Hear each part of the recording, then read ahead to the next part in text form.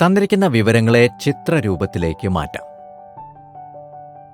A B 1.5 metre ഉയരമുള്ള കുട്ടിയും പണിതുകൊണ്ടിരിക്കുന്ന കെട്ടിടം സിഇയും ആയാൽ കോൺ ഡി ബി ഇ 30 ഡിഗ്രി അളവുള്ള മേൽക്കോണാണ്.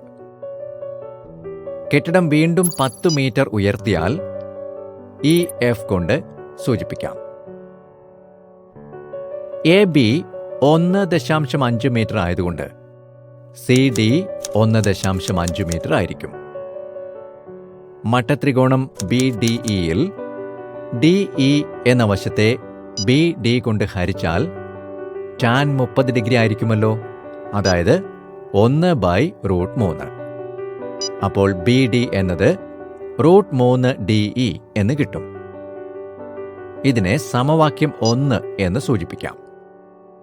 ഇതുപോലെ മട്ടത്രികോണം ബി ഡി എഫിൽ നിന്നും ടാൻ 60 ഡിഗ്രി ഉപയോഗിച്ച് നമുക്ക് ബി ഡി എന്നത് ഡി ഇ പ്ലസ് 10/√3 എന്ന് കിട്ടും.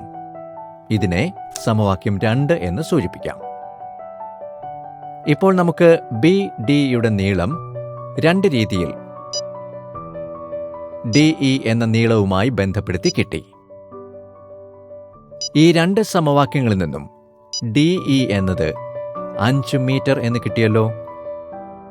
അപ്പോൾ കെട്ടിടത്തിന്റെ ആകെ ഉയരം 1.5-ഉം 5-ഉം 10-ഉം കൂട്ടണം. അതായത് 16.5 മീറ്റർ.